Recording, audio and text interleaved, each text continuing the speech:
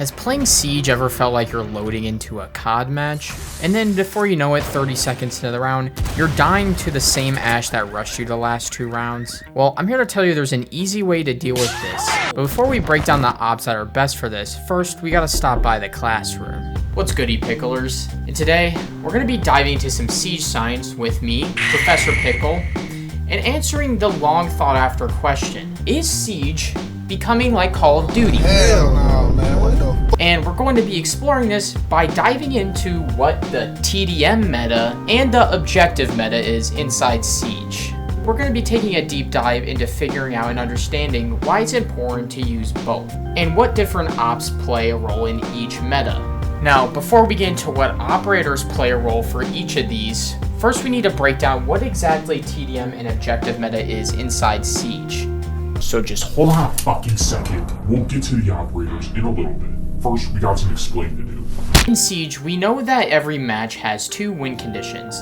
The main win condition being to plant the bomb, so defend the site as a defender, or plant the bomb as an attacker. The secondary win condition is also eliminating the entire enemy team.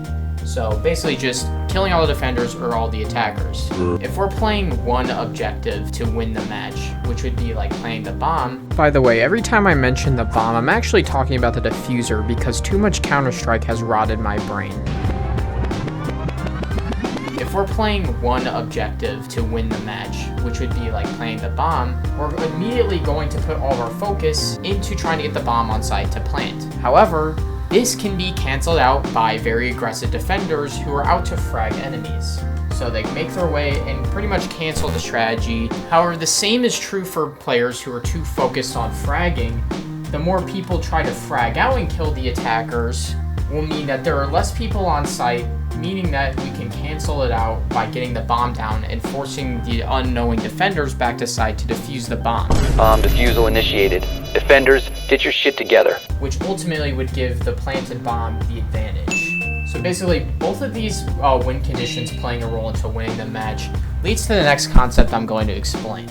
That being the concept of role balance inside Siege. I did go over this in a recent video I made, but basically a similar concept applies in this.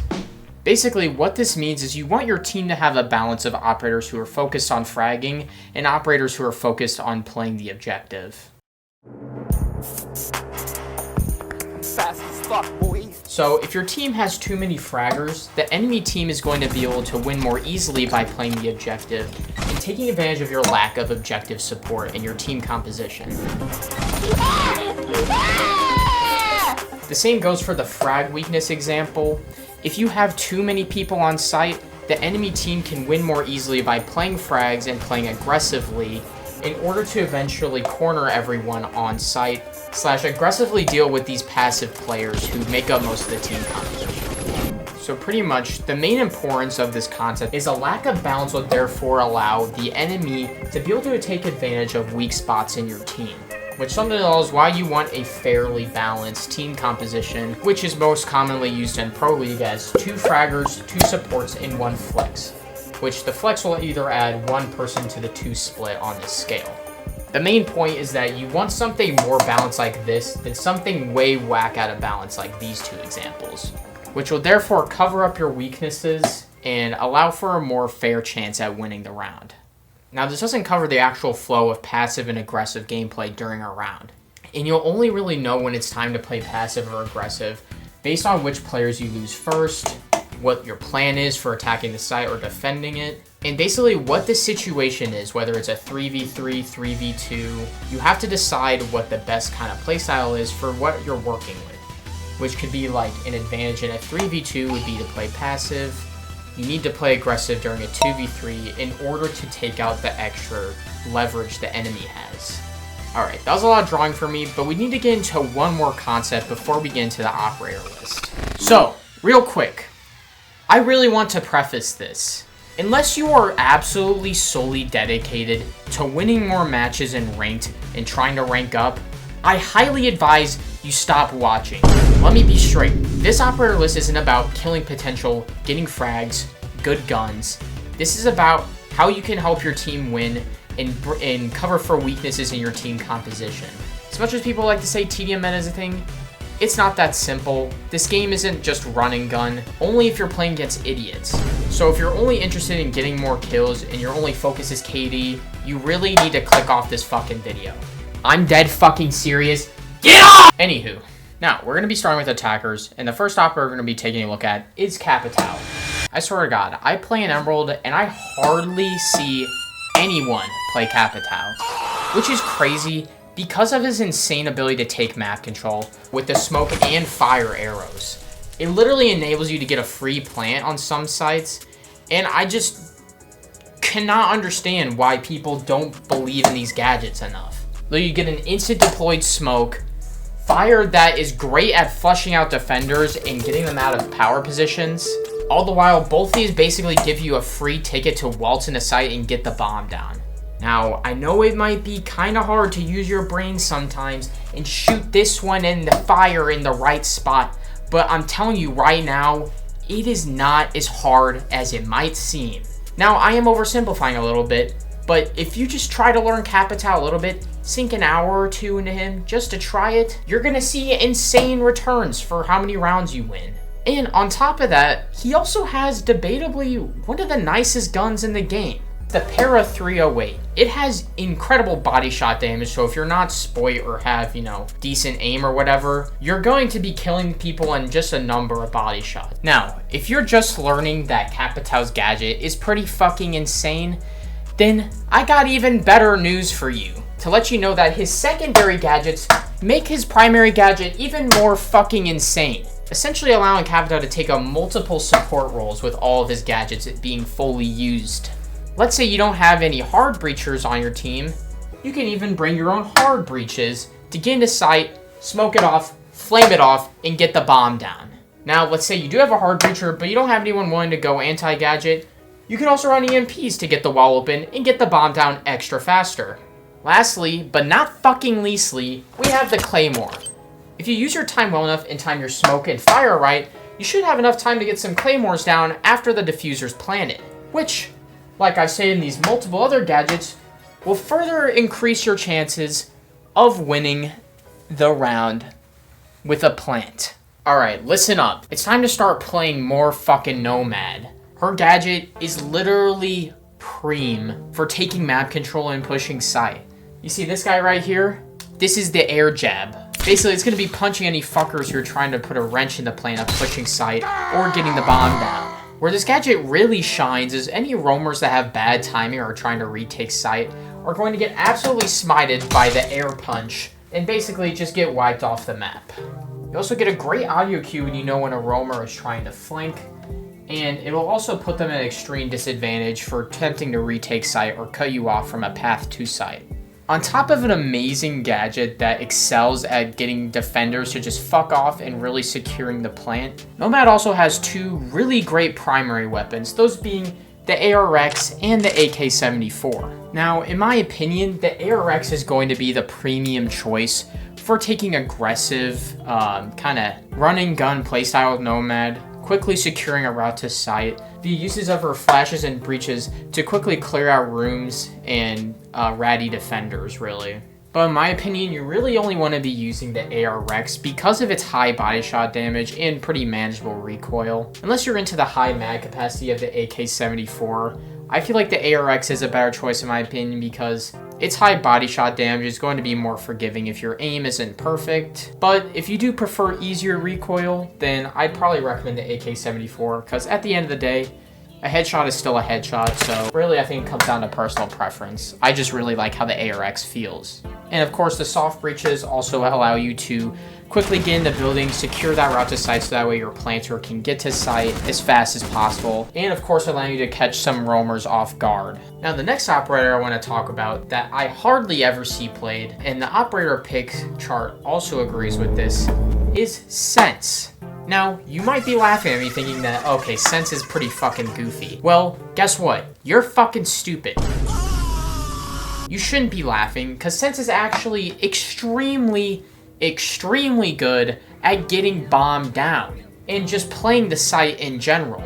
Ever since the start of Collision Point, where Sens got a buff to where Warden was no longer allowed to see through a Sens field, Sens is by far objectively the best operator of the game for map control in zoning sites. And because Sens's gadget doesn't work like a typical smoke grenade, it allows for precise zoning and targeted map control unlike any other gadget. And taking site can become even easier when you pair Sens with certain operators like Ying, Capitao, and Monty, especially when you're going to do a direct take of site while playing against frag-focused defenders. As more often than not, the overwhelming amount of map control in vision zoning is going to be way too much for the defenders to deal with. Also, let's be real, the wheel Blades were fucking sick. On top of that, the POF-9 is gotta be one of the cleanest assault rifles in the game. Honestly, it's a shame you don't see this gun on many other operators. On top of that, the 417 DMR is by far gotta be one of the best DMRs in the game. With 69 damage per bullet, you can take out most operators in around 3 shots. Now, of course, you could make the argument that hitting a headshot is more worthwhile, which is why I prefer the POF-9 more. However, the 417 is still an excellent DMR and a great choice for most operators. Once again, on top of this, all of Sens's secondary gadgets are great for assisting in site takes. For example, hard breaches are great for unconventional pushes through certain unelectrified reinforced walls. Claymores are great while capitalizing on the post-plant potential. And lastly, frag grenades for taking out any annoying defender utility, either before getting the plant down or during the post-plant trying to zone defenders off of the case. Now, the next operator we're going to be taking a look at is kind of forgotten at time, and that operator is Iana.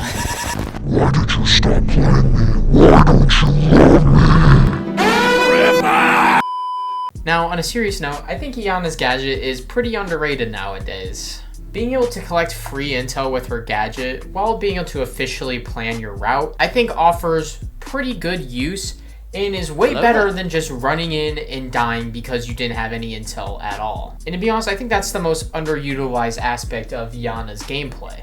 I think where most people go wrong with Iana's gadget is that instead of imagining it as a secondary drone, you should kind of be imagining it as like a theoretical push for yourself. By paying attention to what obstacles are on the way, what gadgets and traps could be inhibiting this route to site, and most importantly, which operators am I going to be taking gunfights with. But secondly, I think Iana's clone is most important at the start of a round or early game of a round. Whenever you're initiating map control with your team, you're able to quickly collect any intel and give your team potentially the upper hand in maintaining that map control all the way to site. Enemy spotted. You can also potentially throw off any roamers that may be trying to cut off your team, and it can be extremely useful in allowing time to plan different routes to site. Now, when taking a look at Iana's loadout, both the G6 and Oryx offer very sufficient killing potential, which sufficiently aids in her role as an entry fragger / intel gatherer. I'd say with either of these picks, you're going to be able to sufficiently capitalize off of the intel you collect / clearing a way for your team into sight. I will say I have been enjoying the G6 quite a bit with its recent recoil buff, as you can tell in these clips that I'm showing, but overall, if you need help deciding which one to go with, if you prefer lower recoil, then definitely pick the G6 over the Oryx. Now, taking a look at Iana's secondary gadgets, they really aren't that crazy. I mean, EMPs could be useful with clearing a path to site and dealing with certain annoying defender utility. In my opinion, the smokes also aren't inherently good. I think they have the potential to aid in certain pushes, like cutting off lines of sight, in order to get to certain areas and maintain map control. But overall, these secondary gadgets contribute around the same value as leaving your team to die in the Eclipse would. Motherfucker! Now, the final attacker we're going to be taking a look at is Grim, and you might also know him as Fet R6, who won the Funny Championship a few years ago. Now, all jokes aside, I think Fet is one of the best operators for pressuring defenders and securing tons of map control / routes to site. As being inside the hit movies The Beekeeper Swarm is gotta be one of the most unbearable and torturous things to endure on this earth. But overall, Grim's gadget is supremely proficient at cutting off defenders from important rotations and objectives, flushing out annoying anchoring rats on site, and most importantly, pressuring defenders in a post-plant scenario severely disadvantaging them from defusing the diffuser. Yeah, overall, really strong gadget.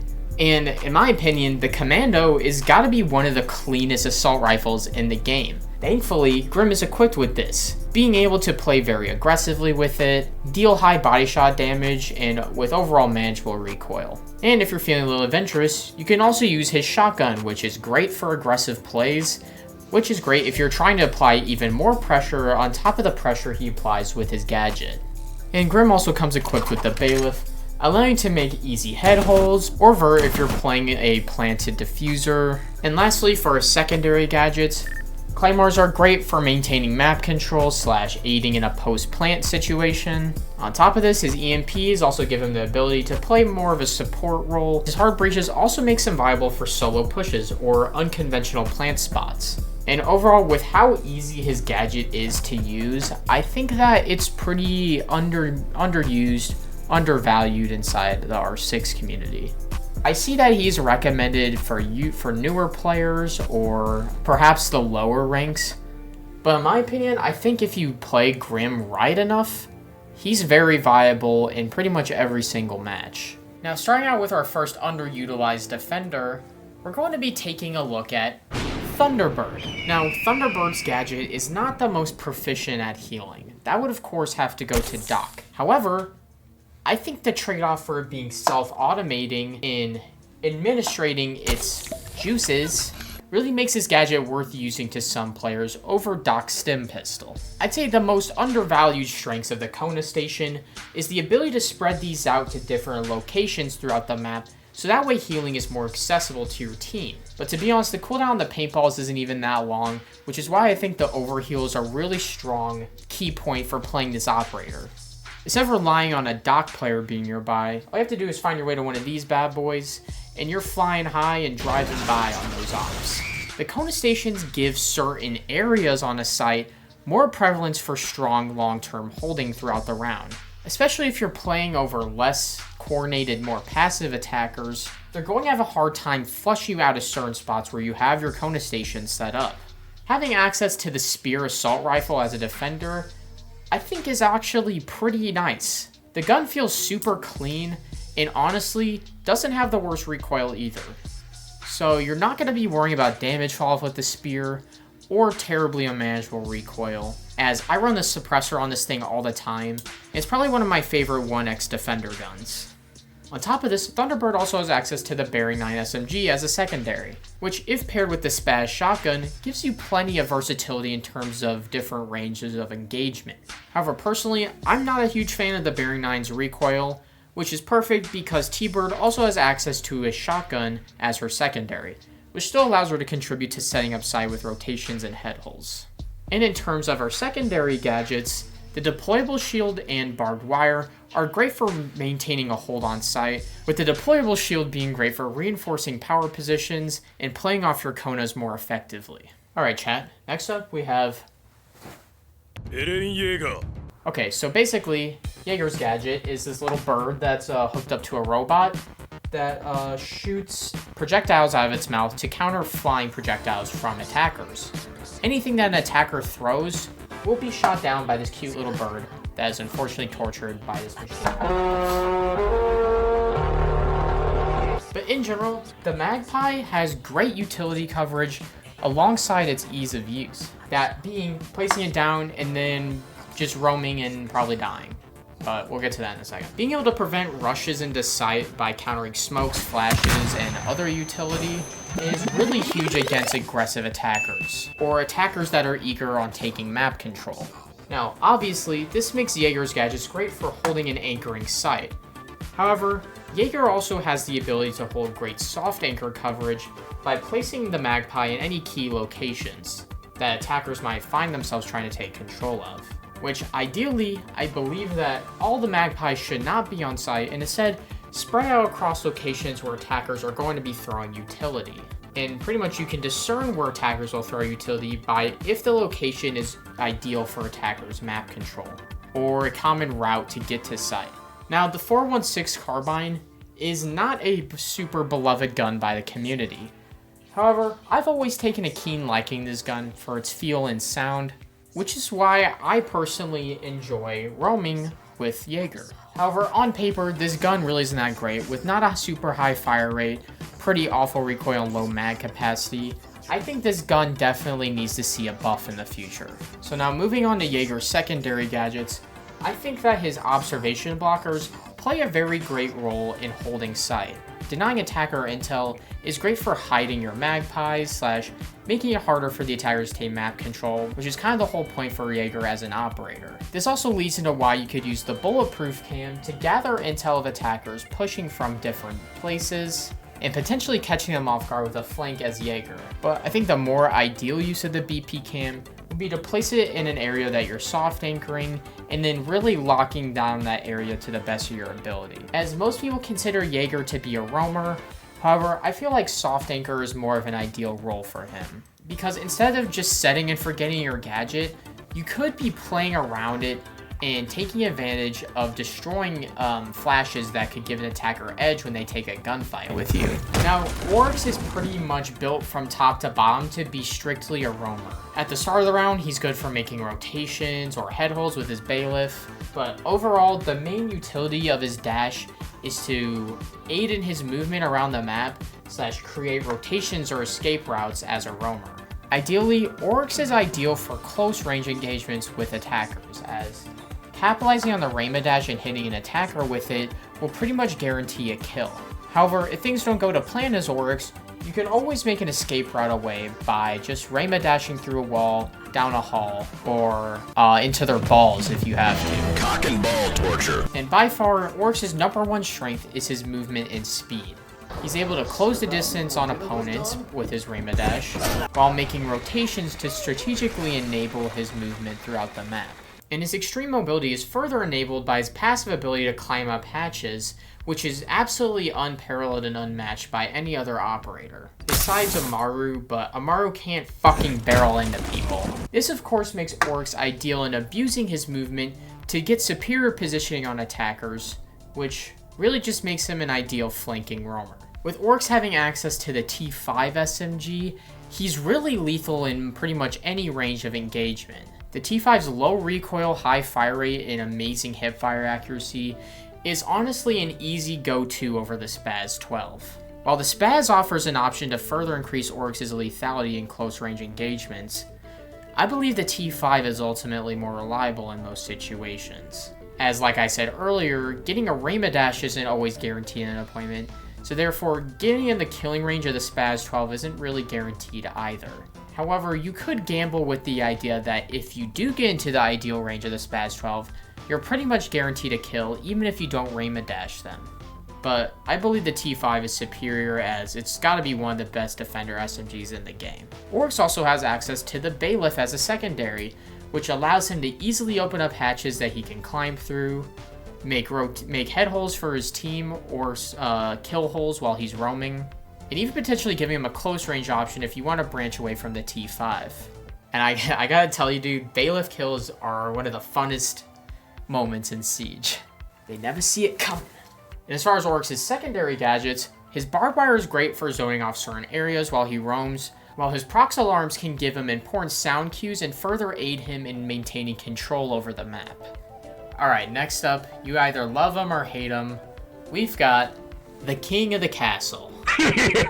Now, Castle is gotta be the king of maintaining map control as a defender, with this little thing right here called the armored panel thingy.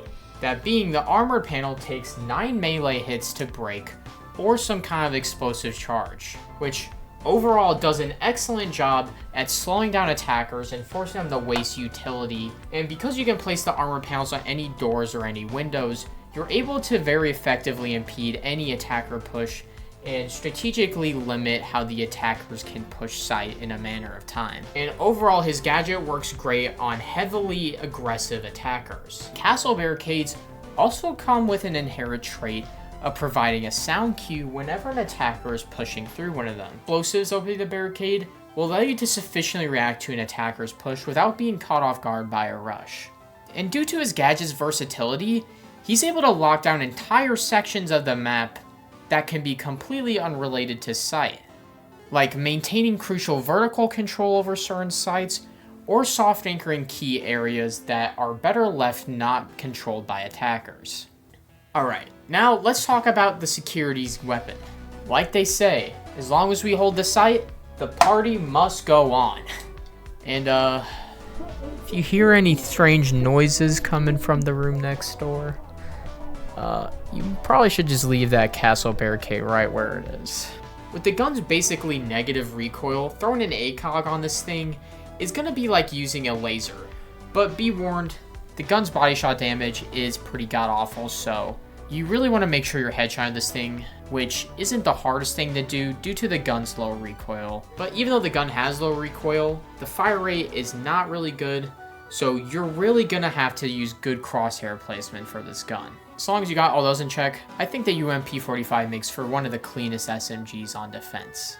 On top of this, Castle also comes equipped with the Super Shorty as a secondary, allowing him to make rotations, head holes, and also open up vert control for himself and his team to use, which further enables him to maintain intense map control by making crucial peek downs from vertical holds. But in my opinion, I think holding vertical with Castle is probably one of the most neglected uses of him, at least in the rank I'm in, which is Emerald. And I'm gonna link this video where this guy shows some pretty incredible vert holds for Castle, and I think if you implemented correctly by just following how he does it, you'll see a ton of success in not losing vert control from now on.